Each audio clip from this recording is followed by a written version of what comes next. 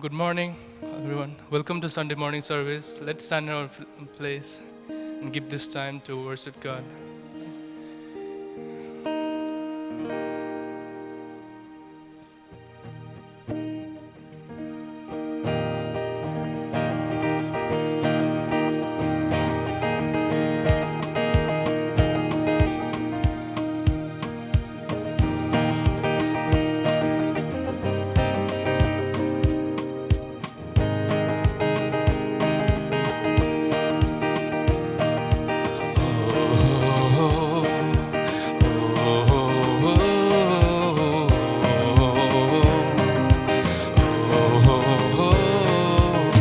Everybody has trials and temptation.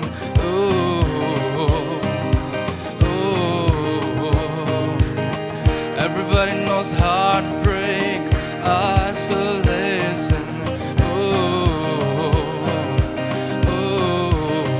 But we can lay our burdens down. Lay our burdens down.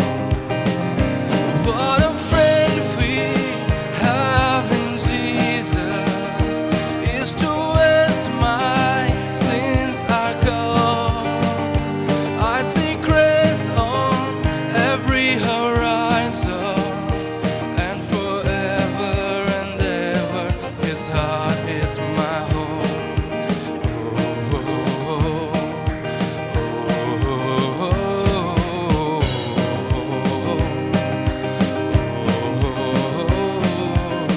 Everybody has fears, everybody got worries.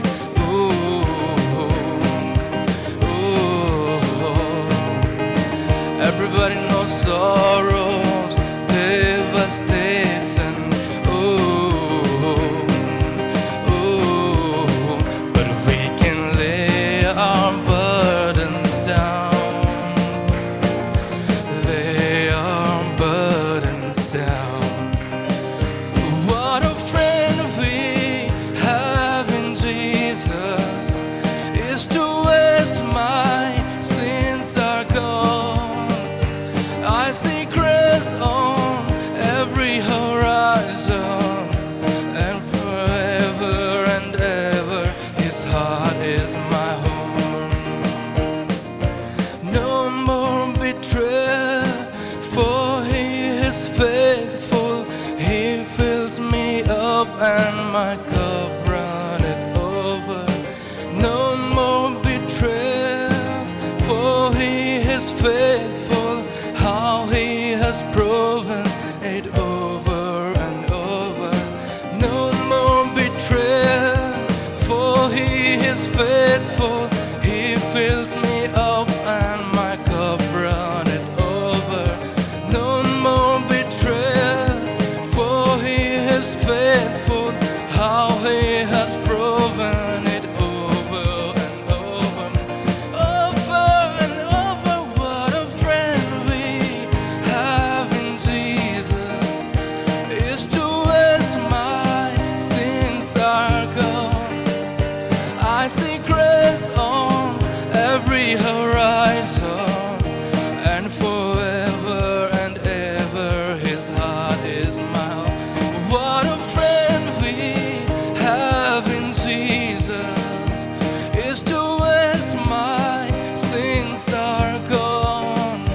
I see grace on every horizon, and forever and ever His heart is my home. And forever and ever His heart is my home. And forever and ever His heart is my home.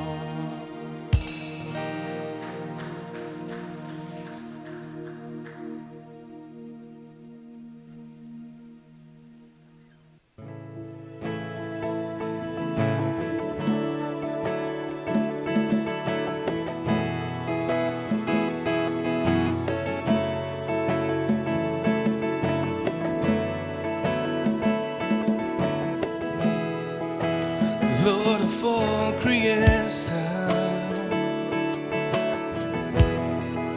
of water, earth, and sky. The heavens are your tabernacle. Glory to the Lord on high, the God of wonders beyond our galaxy. You are holy, holy. The universe declares the majesty.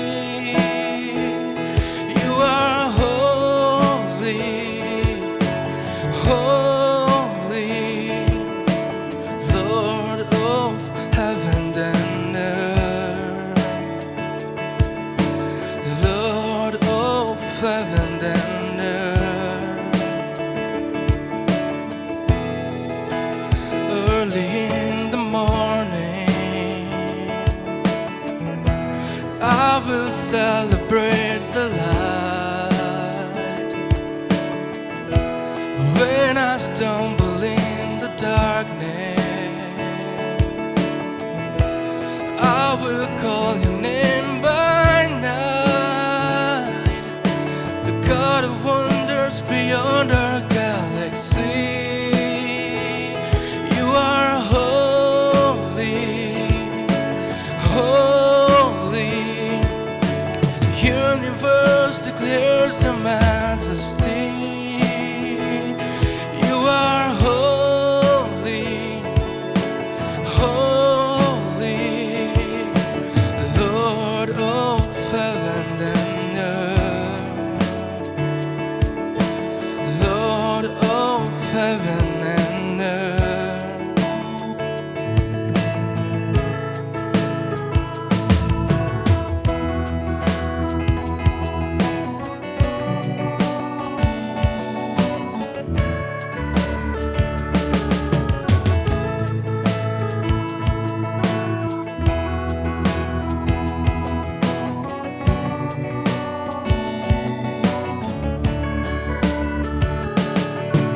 God of wonders beyond our galaxy.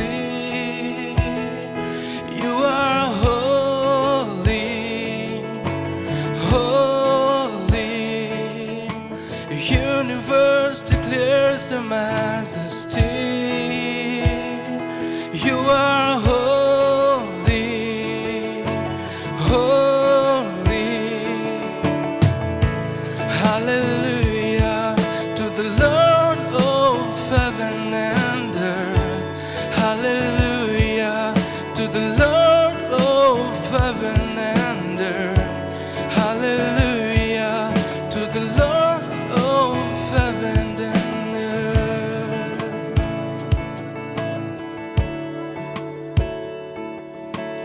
God of wonders beyond our galaxy. You are holy, holy.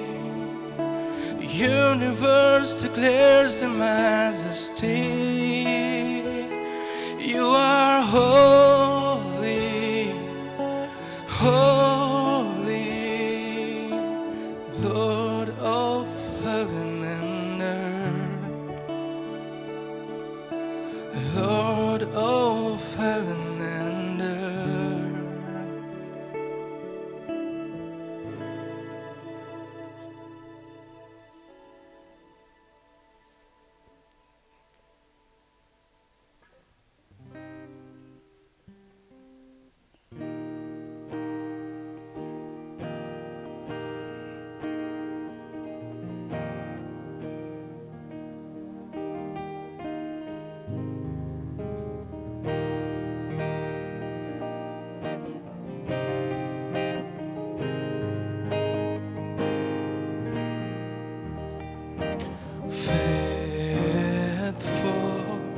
Forever you are faithful, Father to the fatherless. You uphold the one who feels forsaken. You are faithful, God.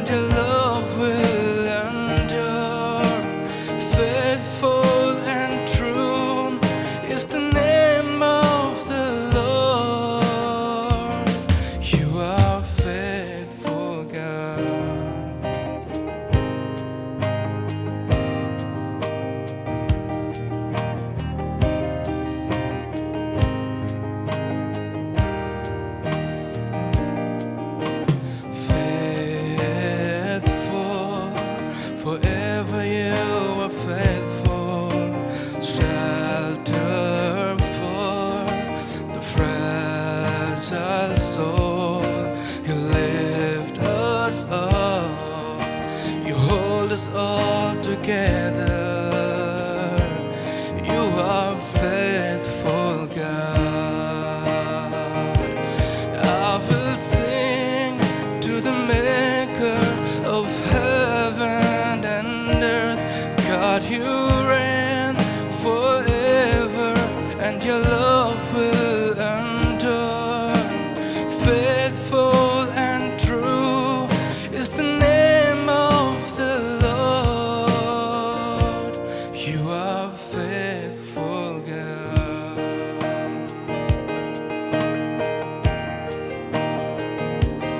You are there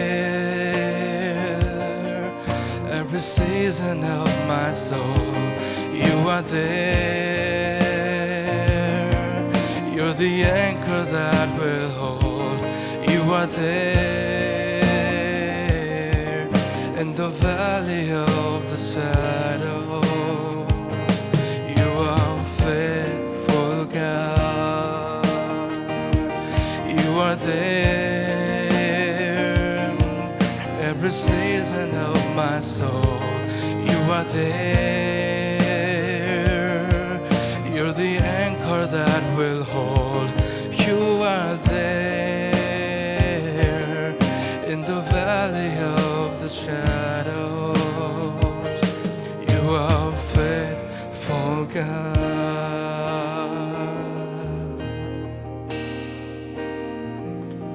I will sing to the Maker of heaven and earth. God, you reign forever, and your love will endure. Faithful and true is the name of the Lord.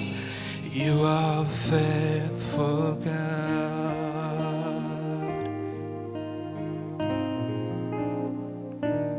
You are faithful, God. Thank you, Lord. Thank you, Lord. Thank you for this time. Thank you, Lord, for being our God. Thank you for being faithful every time. Thank you, Father, being exalted in our midst. We want to glorify you, Lord. Bless our service. Bless Pastor and his word. And every one of us. In Jesus' name we pray. Amen.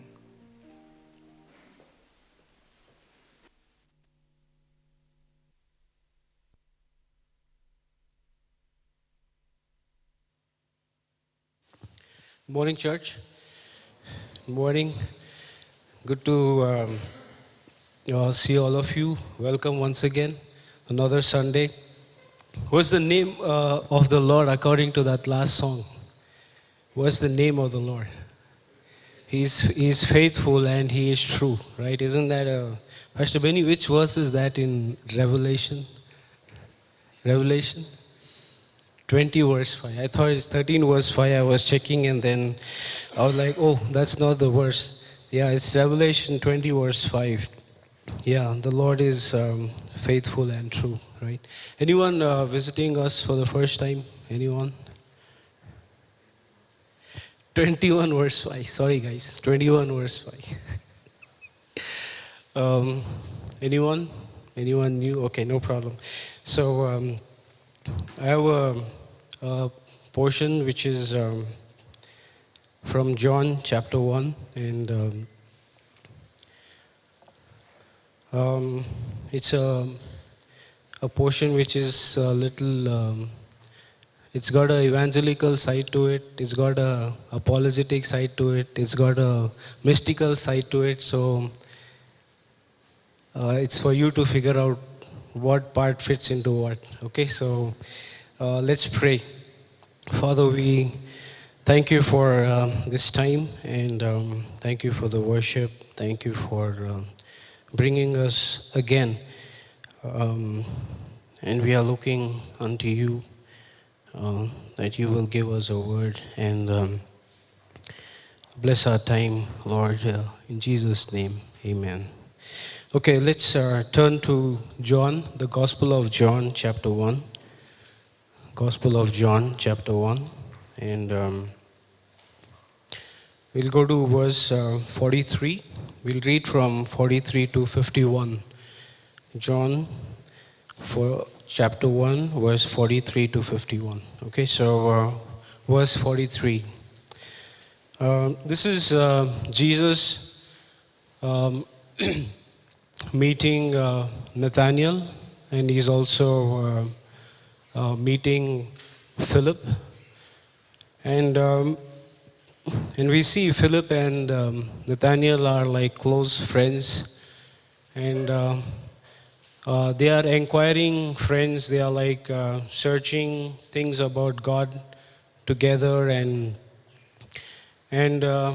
they're also not living a life which is like very in a routine way or in a mundane way. But these guys are actually living a life with some expectation from God. Okay, so and we see in this passage of scripture how Jesus is meeting both of them, and we see what exactly is happening, right? So in verse 43, the following day, Jesus wanted to go to Galilee, and he found Philip and said to him, "Follow me." Verse 44, now Philip was from Bethsaida, the city of Andrew and Peter. Verse 45, Philip found Nathanael and said to him, "We have found him, of whom Moses in the law and also the prophets wrote, Jesus of Nazareth, the son of Joseph." Okay, so we'll just pause there. So what is the good friend Philip telling Nathanael? What is he saying in verse 45? He's saying, we have found this Jesus who is written in the scriptures, who Moses, a great prophet for the Jewish people. And so this is what he's referring to, what was written in the law and all those the prophets wrote about. So he's saying we have found him. But a good observation to do would be actually who has found whom here? Who has found whom? Can I have an answer, please? Yeah, it is actually Christ has found Nathanael, right? The verse 43, Christ found Philip. It's not, of course, Philip in his excitement because he's a diligent seeker. He's like searching. He's like excited and he's saying, yes, we have found what the entire books of the Bible are talking about, and that is this Jesus Christ, right? And this is a good picture of a seeking Savior meeting a searching soul, right? A seeking Savior. Who is that? It's the Lord Jesus Christ. He is faithful and true. And here is meeting the searching soul. And who are these searching souls? And these are Philip and Nathanael in this case, right? And they were, the point is, they were not living a very mundane and a routine kind of a life, but these guys really lived with an expectation that God will visit them. Okay, and we'll move to the next part. And actually, I gave a title to this message. I remember that now. And the title is, any guesses from the first few verses? What could have been the title? God has found me. Yeah, it's God has found me. I thought it would be, we have found him, come and see. You know, it's like evangelical side to it. But yeah, God has found me. God has found me. I think that also goes well, right? So, verse 46, and Nathanael said to him, okay, now Nathanael talking back to Philip, and he's saying, can any good thing come out of Nazareth? Philip says to him, come Come and see. Right? Um, of course, we all have made some statements like this, right? Can any good thing come out of that slum? Can any good thing come out of that area? Can any good thing come out of KR Market? Yeah. You can put your your so-called, we don't like those places, right? Can any good thing come out of that? And true, I mean, Nathaniel is actually, it's not a statement of pride, but definitely a statement of prejudice. You know, like, of course, they were like, not, they always thought Nazareth was definitely not a so good place to be, and a Messiah coming from there, it's like a big thing, right? Um, so we'll pause there and we'll see. What I wanted to do was this: we all have our own salvation stories, right? We all have, everybody has, right? What we'll do, we'll just take few minutes out. Please don't confess your sin one to another. Okay. What you can do is you can just recall how God really, like, go to another brother whom you have never met and say, this is how God found me. This is how God found me. I was there. Maybe somebody met me with a message. Maybe somebody gave me a tract. Maybe I came to church. I didn't know what was going on, but somebody shared, and Christ found me. Okay, can we do that for like few minutes? Make some noise. I'm not hearing those whistles and all those things we used to hear. Yeah, guys, come on, yeah. Yeah, please whistle, I don't know why. We just have lost that, okay? Yeah, go ahead. We take few minutes and discuss how Christ found us, okay? No confessing sin, no? And you're allowed to make noise.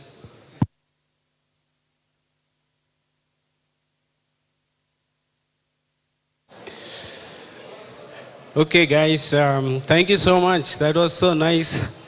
Yeah, praise the Lord. Yeah, I got to know some good testimony from Kriti, how a missionary met his family, and wow.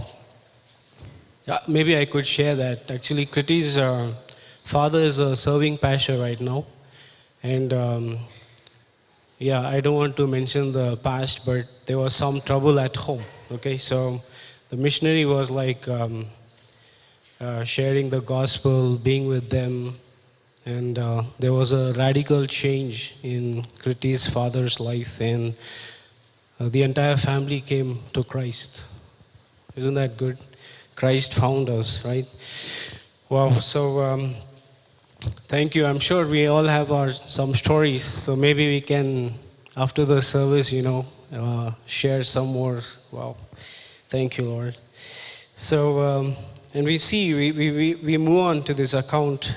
Can any good thing come out of Nazareth, to what happens? The event now shifts to Jesus and Nathanael, right? And 47, Jesus saw Nathanael coming towards him and said to him, behold, an Israelite indeed, in whom is no deceit. Verse 48, Nathanael said to him, how do you know me? Jesus answered and said to him, before Philip called you, when you were under the fig tree, I saw you. Listen to, read Nathanael's answer. Nathanael answered and said to him, Rabbi, you are the Son of God. You are the King of Israel. What has happened to Nathanael here? From somebody who said, can any good thing come out of Nazareth? And now he's saying three titles. He gives three titles to Jesus, right? You are a rabbi. You are the Son of God. You are the King of Israel. What has happened between that statement and here? Christ found Nathanael. And it was an utterance not by the flesh. It was a revelation which was given to him. And, and this is what I thought, that these were diligent seekers. They really read the Old Testament. And whenever the scriptures are opened, Christ is revealed. Whenever scriptures are open, Christ is revealed. And in verse 50, we see this is the apologetic question. Jesus is now asking Nathanael, because I said to you, I saw you under the fig tree, do you believe me because of that? Or another way, why do you want to put your trust in me? Why do you want to believe in me? Why do you really want to follow after me? Is it just because I told you something about your past? Or is it because I can do like a healing in your life? Or what is the reason? Right? But Christ never condemns us, right? He always gives us so much of assurance, and He gives us confidence in Him. We can be very confident in Christ. And here He tells Nathanael, you will see greater things. You will see greater things. And in verse 51, He makes a mention, and He's saying, most assuredly I say to you, Nathanael, hereafter you shall see heaven open. Heaven open. Open heavens. And the angels of God ascending and descending upon the Son of Man. Right? This is Jesus Christ telling Nathanael that the link between heaven and earth is Jesus Christ only. That's the link, right? It is talking about that vision. In Genesis 28, Jacob had that vision where he was lying. There was a ladder which went up to heaven. And we read in the Genesis account also, man wanted to reach heaven. But on his own effort, he cannot reach God. But here Jesus is saying, that ladder is me, that link is me. Between earth and heaven, it's only me. And I am the way. And that's the way, and that is how Christ has found us, and we are so beautifully walking with Him, right? He cares for us. He is faithful and He is true. Father, thank you for this beautiful time. Thank you for finding us. Visit us, Lord. Speak to us again. We want to hear you. In Jesus' name, amen.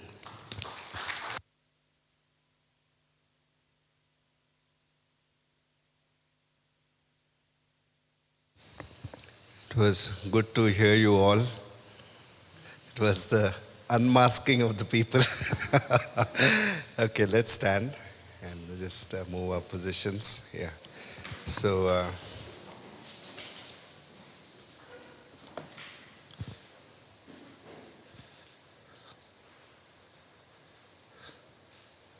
okay, Galatians chapter 2 and verses 1 to 3. Galatians 2.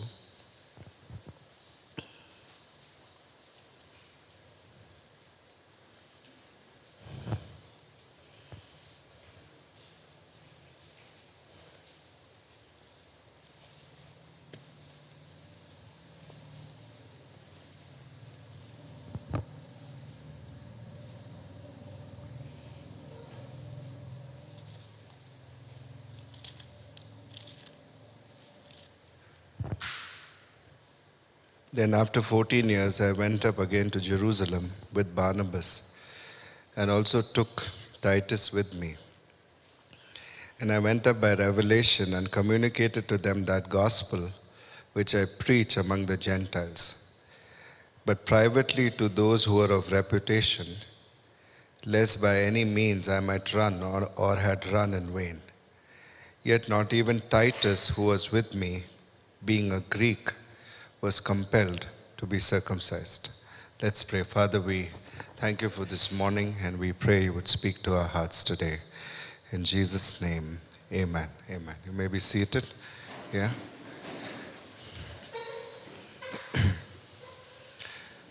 So wasn't that good to talk to one another about how God found us and how God saved us? Yes? Okay. So the title for this morning's message is The Christian Life is Not in Vain. The Christian life is not in vain. In Galatians 2:2, he says this word, in vain. And that is the Greek word kenos, K-N-O-S, which means empty. Something which is empty. The Oxford Dictionary defines vain as something which is useless or meaningless.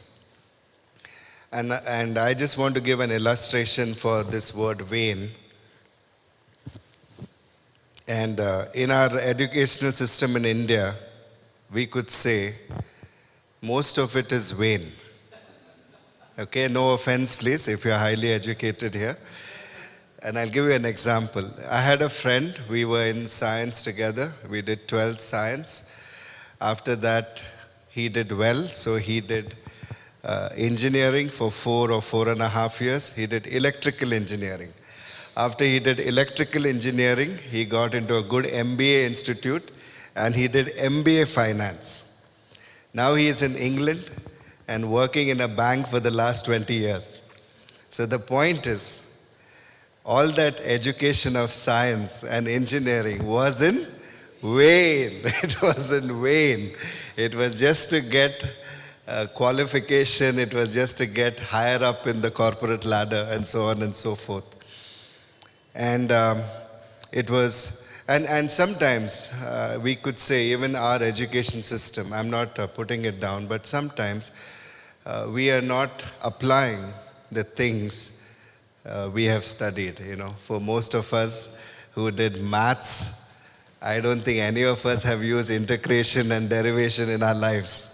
The only thing we use is addition, subtraction, multiplication, division, percentage, and ratio and proportion. So if you've done 5th standard maths, you're good to go. So it's meaningless, right? Root of -1, I don't know what it is. It's meaningless, right? So in the Christian life, there are 3 stages in the Christian life. There are 3 stages.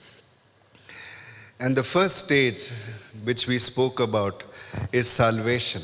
Salvation.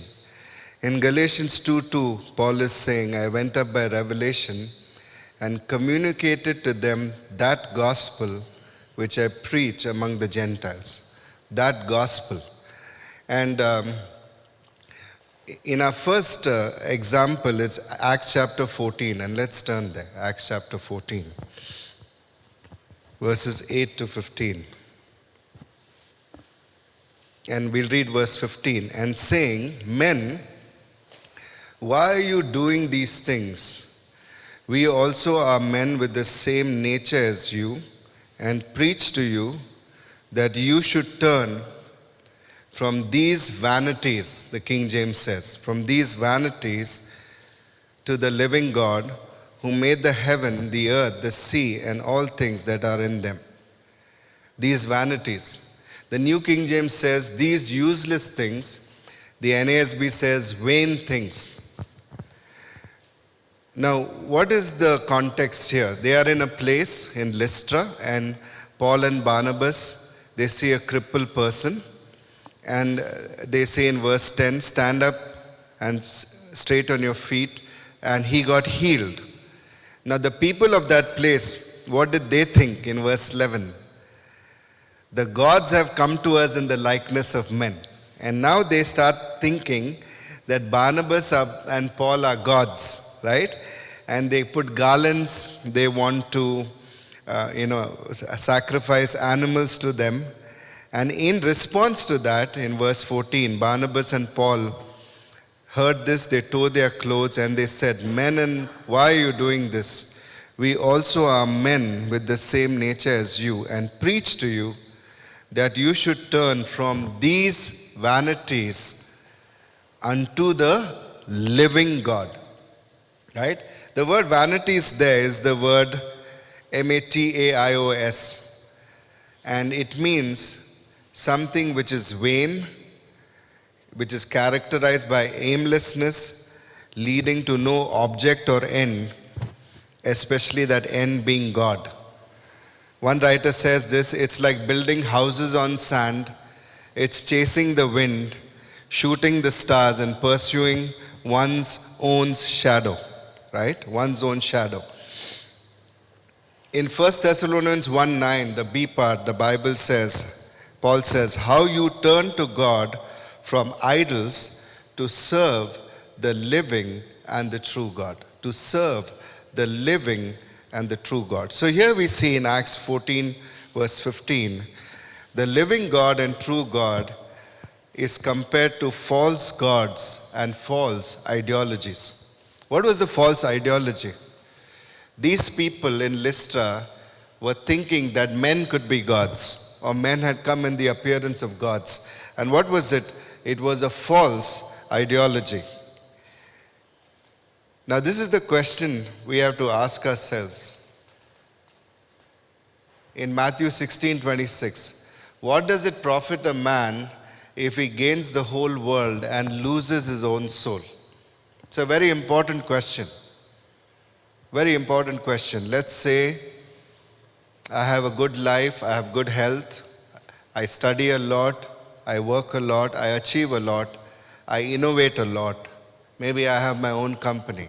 In the end, what profit is it, right? If I lose my soul. In Job 121, the question is, naked I came from my mother's womb and naked I go. Correct? So let's say we achieve a lot. Are we going to take it at death? Can we take anything at death? Yes? Actually, at death we are naked. The clothes are just put on so that others will not see us.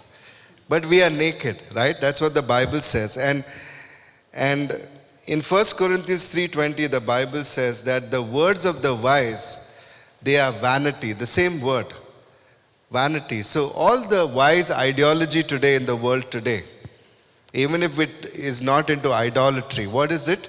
It is vanity. It is useless. It is of no profit. And if you read the book of Ecclesiastes, Solomon got into this quest of, studying things, discovering things, experiencing things, things of pleasure, built houses, built gardens, all of that.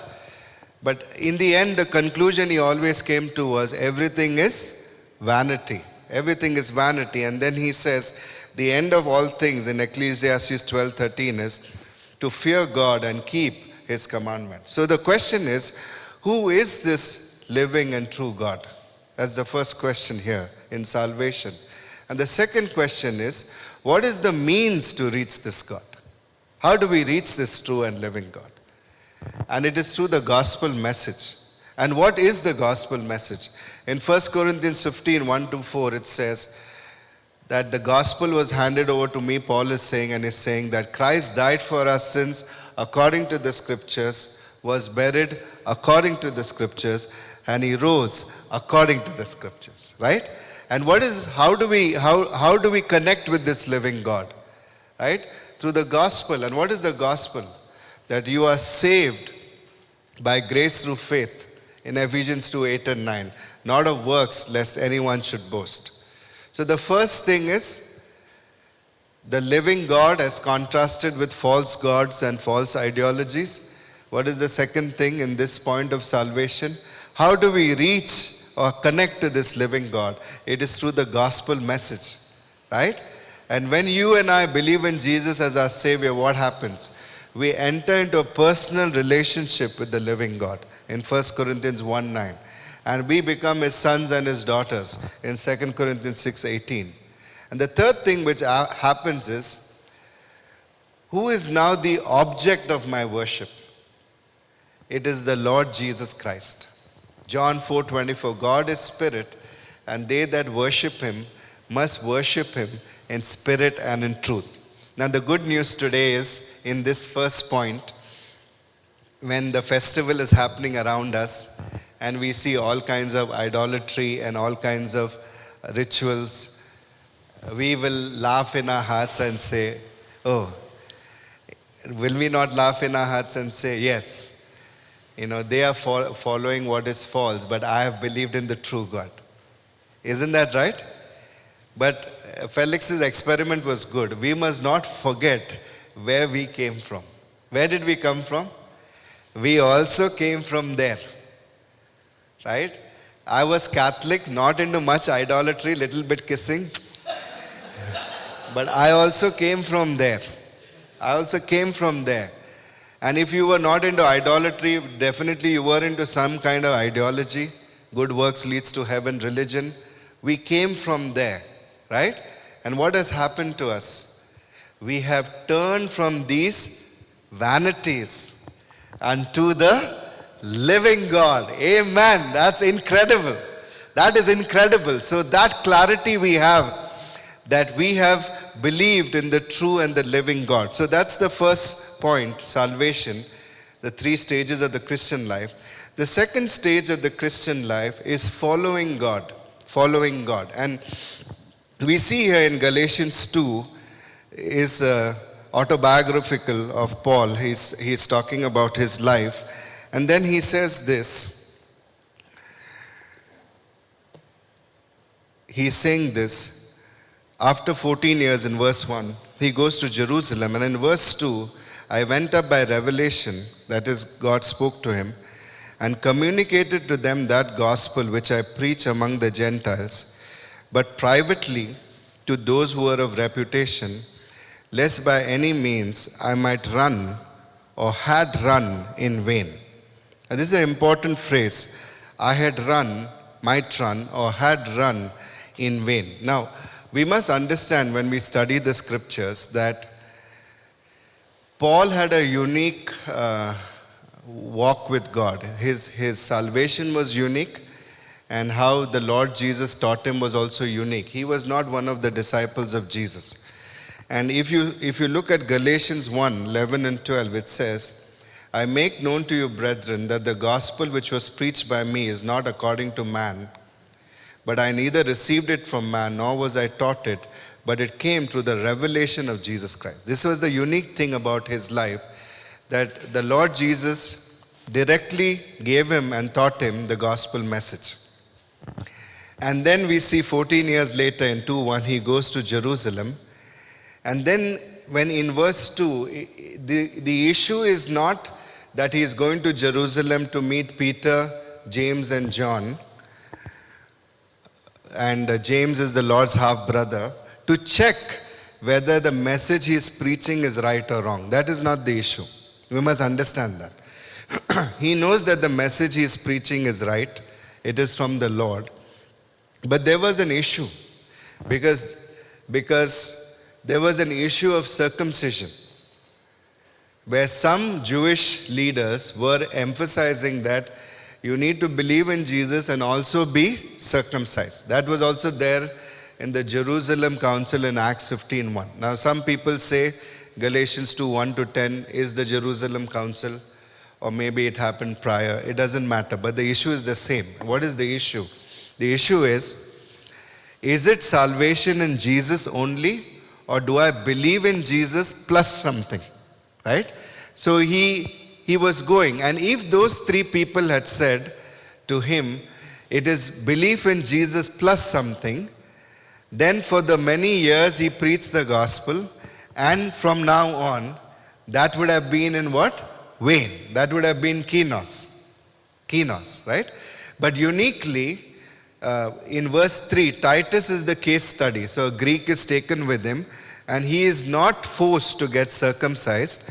And then we see in chapter 2, verse 9, when James, Cephas, and John, who seem to be pillars, perceived the grace that has been given to me, they gave me and Barnabas the right hand of fellowship, that we should go to the Gentiles and they to the circumcision. So they came to this understanding that the message which Paul preached and the message which they preached was one message.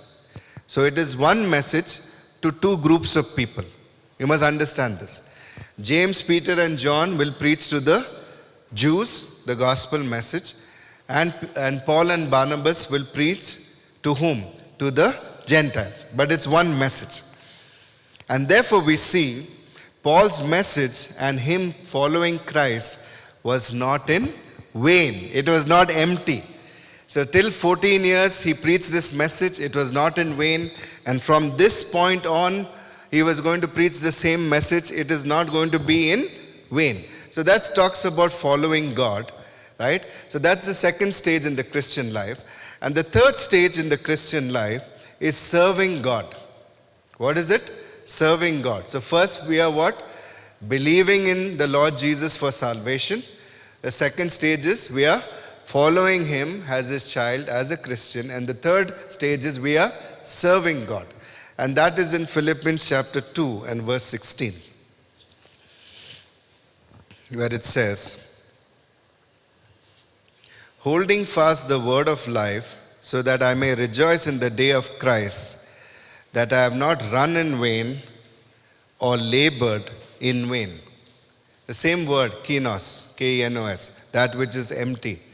Paul is writing from prison to the Philippian church, and the context is understood from Philippians chapter 2 verse 12. Work out your salvation with fear and trembling. Verse 13, God is working in you.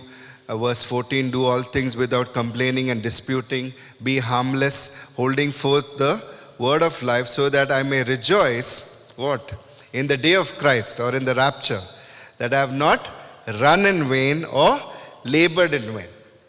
And what is Paul trying to tell the Philippian church? He had taught them, and in them obeying the word of God which he had taught them, right? Whether he was present or whether he was absent, would mean that his labor in their lives was not in vain, And that's so beautiful for us to understand. So three things, right? So the question this morning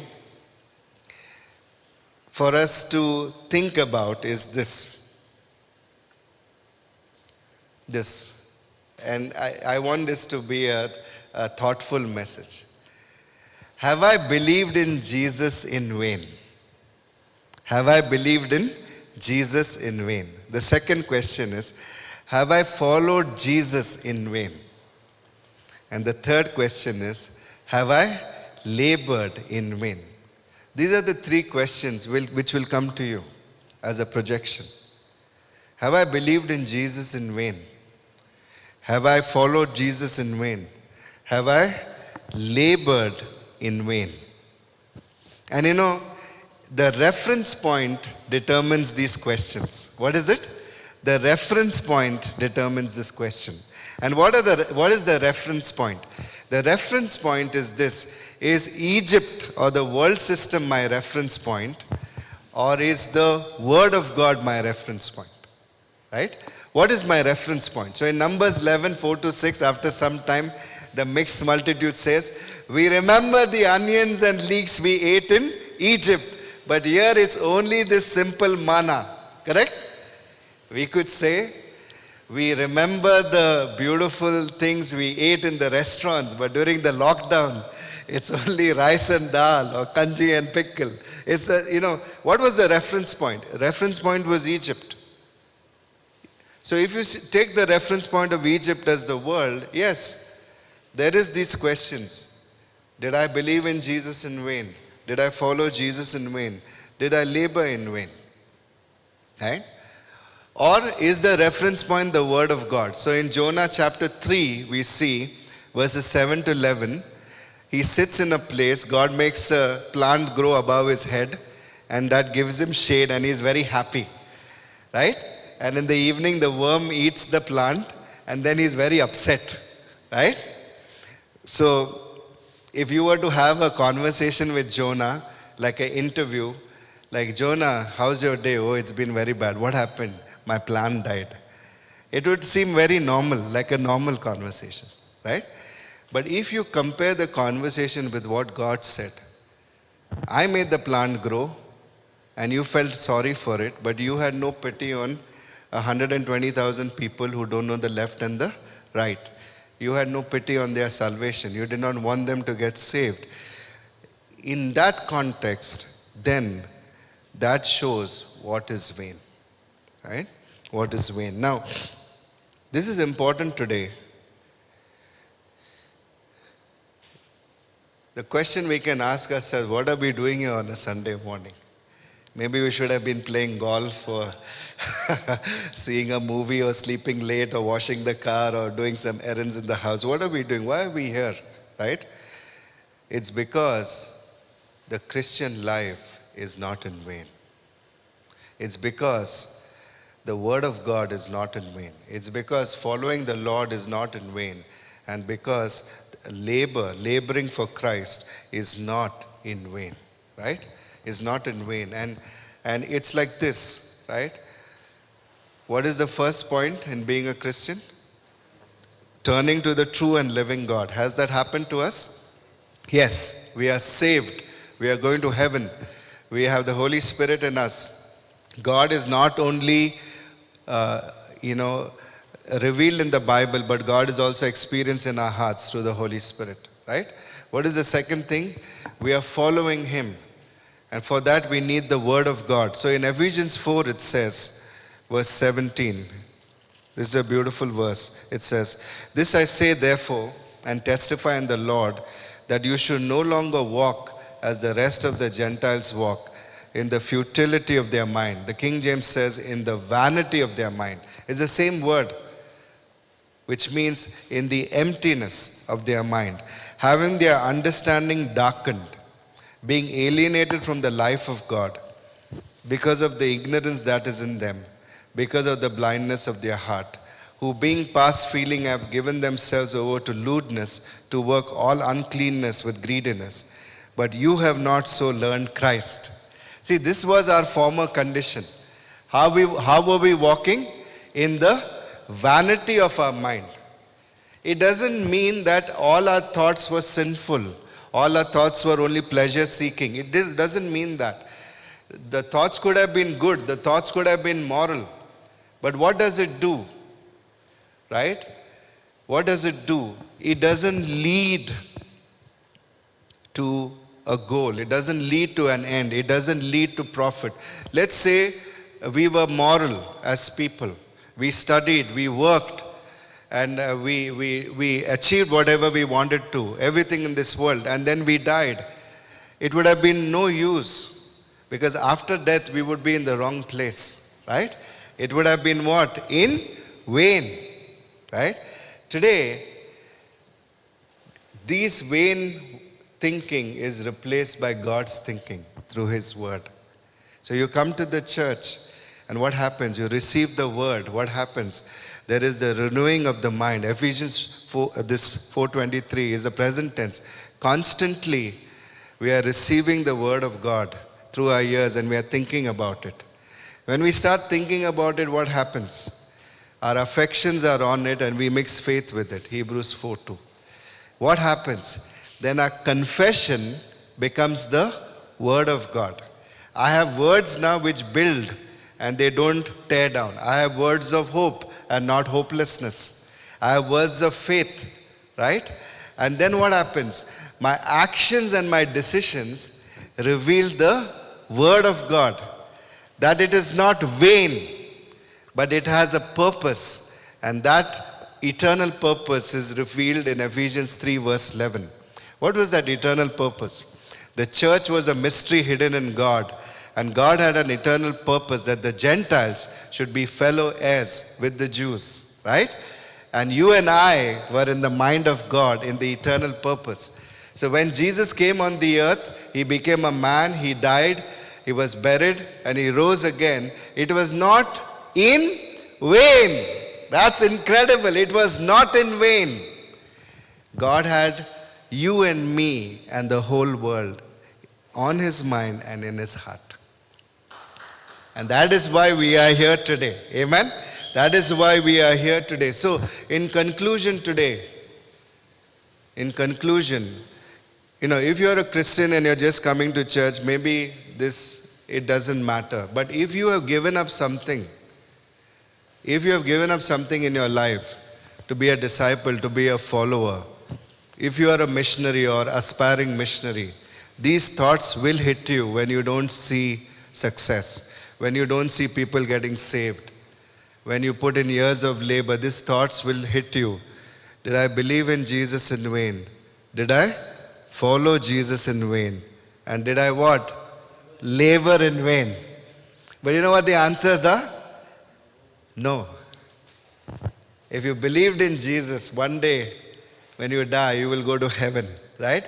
If you followed Jesus as you are on the earth, you will enjoy this life in Ephesians 4, the life of God, the Zoe life of God, which comes through His Word, which is freely given to us, right? And if you are laboring for God, even if you don't see result, God is keeping an account. Matthew 10:42, even if you give a cup of cold water, God is keeping an account, right? And in the end, when you die and you are at the bema seat, and Christ says, well done, thou good and faithful servant, though that life was not in vain. It was not in vain. Why? Because you will have eternal rewards forever and ever and ever. So in conclusion today, what is the kind of God we have? He is an eternal God in Psalm 90 verse 2, the B part. From everlasting to everlasting. From one vanishing point to another vanishing point, you are God. What else? We have an eternal gospel. Revelations 13:8, the Lamb was slain before the foundation of the world. Right? What else? We have eternal or everlasting life in John 3:16. What else? We have the eternal word in Matthew 24:35. Heaven and earth shall not pass away, Heaven and earth shall pass away, but my word shall not pass away. What else do we have? We have an eternal purpose in Ephesians 3:11. And what else? In the end, 1 Corinthians 3:11-15. We have what? Eternal rewards. Now you may be thinking, you're sitting in this room sweating, wearing the mask, and you are thinking, other people are at home watching Aram say, and you are thinking, did I come to the church in vain? It was not in vain, right? So let's think about it today. This is a message of encouragement. I thought about this message a lot. I thought about it a lot because, if you have given up something to serve God, don't compare yourself with others. Don't compare yourself with people in the church. Don't compare yourselves with people in the world or your colleagues or your contemporaries. Don't compare. Don't compare. Sometimes the projection will hit us. If I had not believed in Jesus, how would my life be? If I had not followed Jesus, how would my life be? Or if I had not, labored for Jesus, how would my life be? Yes, there are those permutations and combinations. But even if those things were real, the end of it would be vain. But for us, it is not vain. It is not empty. It has a purpose. And this purpose, it lasts through our life and it goes on into eternity. Okay, let's pray. Yeah. Okay,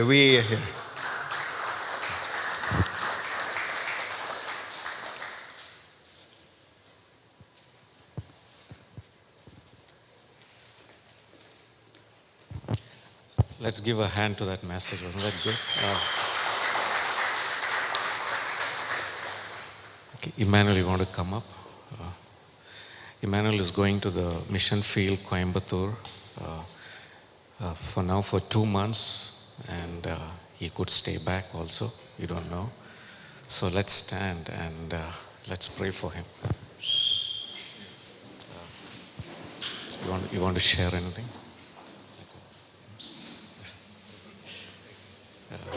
Okay, he will be with Pastor Guru on the team for 2 months, and I think next month we'll have there's someone else going also, but that's a surprise. Okay, you will come to know it soon. Outside of India, so some things are happening, and a couple of people did communicate with us, with Pastor Anil and myself, that they have these desires. So that's amazing, isn't it? We are as Pastor Anil said, we are a missionary church, and what we do is never in vain. Our giving, our serving, it's never in vain. So let's pray for Emmanuel. Father, we thank you for the message that we heard, and we thank you that the way you quicken our spirits, you edify us, you reorient us back to the purpose that we are alive on earth. And thank you for that. It's in a day and age like this, it's so easy for us to get so distracted, disoriented, and function in vanity. But thank you, God, you have made our lives to be never in vain. Thank you, Father. Father, we commit Emmanuel to you as a body, and we as a body, as it says in Galatians 2:9, we want to give him the right hand of fellowship. Ordain his steps, God, in Coimbatore. Give him divine appointments. Keep him safe. Use his portion there to really edify, encourage, build up the body. Provide for him financially. Keep him in good health. And bless the team life there, God, with Pastor Guru and Nalini and Emmanuel there. Just really encourage them. And may that unity on the team really draw people into the fellowship of the body. Make his time very fruitful. Add people to the church. And we also pray for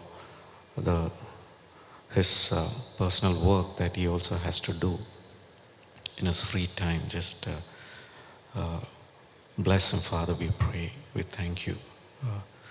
Thank you for hearing us. And we just pray, Lord, that this decision would also pleasantly affect us as a church, because you call us to make decisions in faith. And you have said that we can be steadfast, immovable, always abounding in the labor of the Lord, because abounding in the work of God, because our labor in the Lord is never in vain.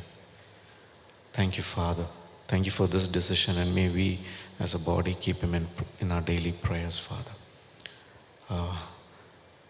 Give him great remas from your scriptures, great wisdom, great discernment as he ministers to the body there, and cause an amazing increase to the church there in Coimbatore. We also commit all our other missionaries on the field, God. Give them fruit for the labor of love that they have in those places, God. And thank you that we are called by you as a family, as a body, to evangelize, to disciple, to build up and encourage one another, and to be occupied with you till you come. We thank you for this time, and thank you for this beautiful decision of faith in his life, God. Just give him an amazing increase, Father, we pray. In Jesus' name, amen. Amen. Amen.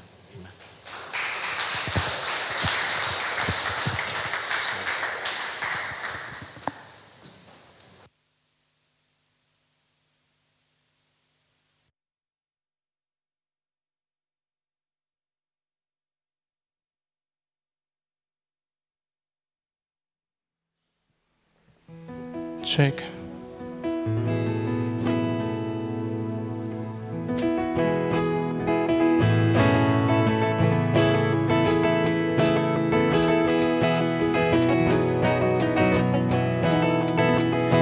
There's a land that is fairer than day, but by faith we can see it afar.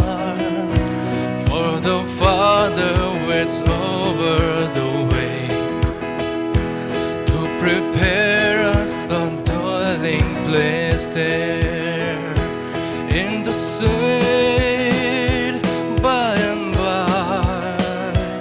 We shall meet on that beautiful shore in the sweet by and by.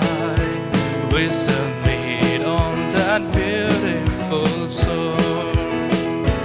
We shall meet on that beautiful shore.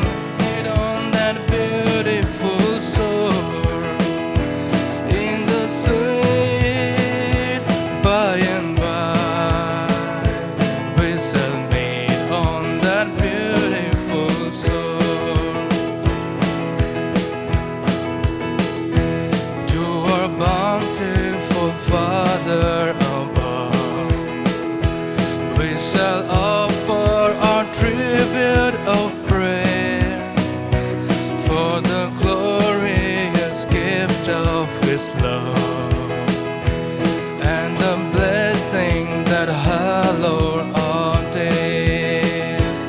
In the sweet by and by, we shall meet on that beautiful shore. In the sweet by and by, we shall meet on that beautiful shore. In the sweet by and by, we shall meet on that beautiful shore. In the sweet by and by, we shall meet on that beautiful shore.